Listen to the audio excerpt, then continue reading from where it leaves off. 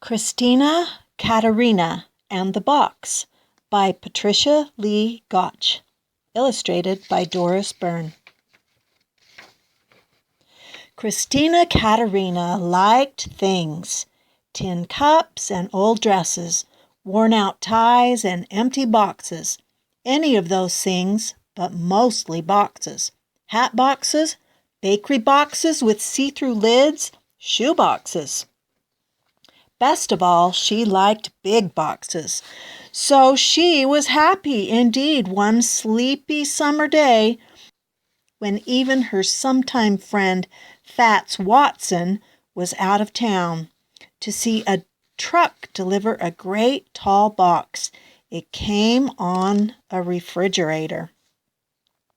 "Oh, how grand and new," Christina's mother said, looking at the refrigerator.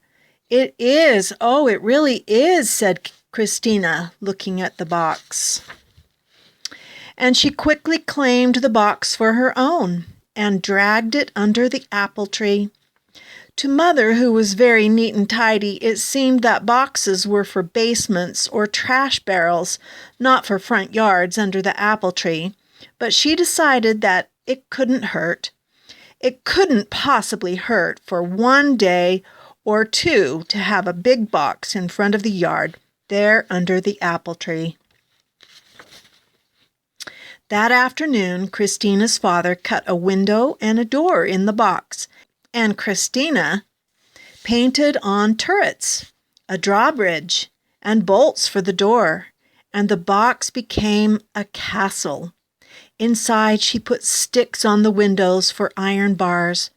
She brought in all her cups and saucers and a lot of fig Newtons in case there was a battle and she couldn't get out.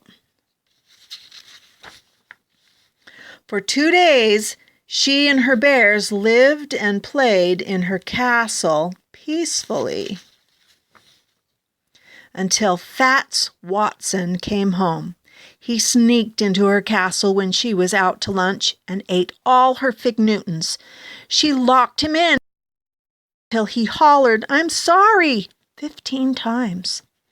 When she finally let him out, Fats gave Christina's castle a kick and over it went, smack on its side.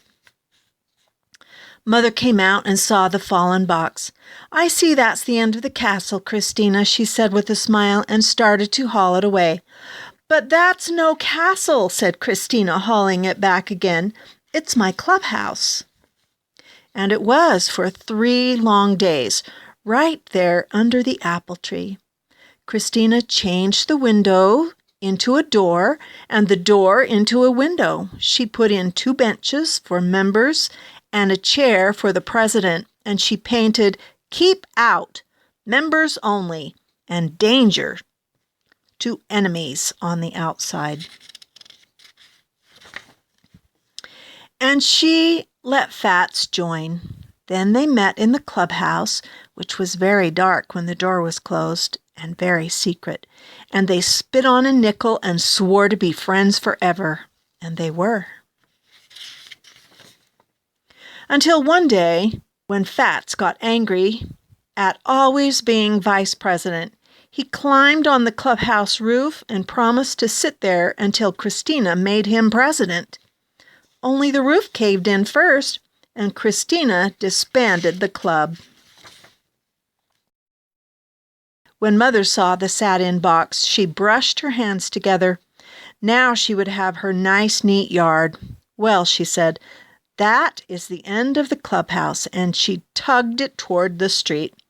"But that's no clubhouse," said Christina, tugging it back again. "That's my racing car, Hermone, and I'm late for a race."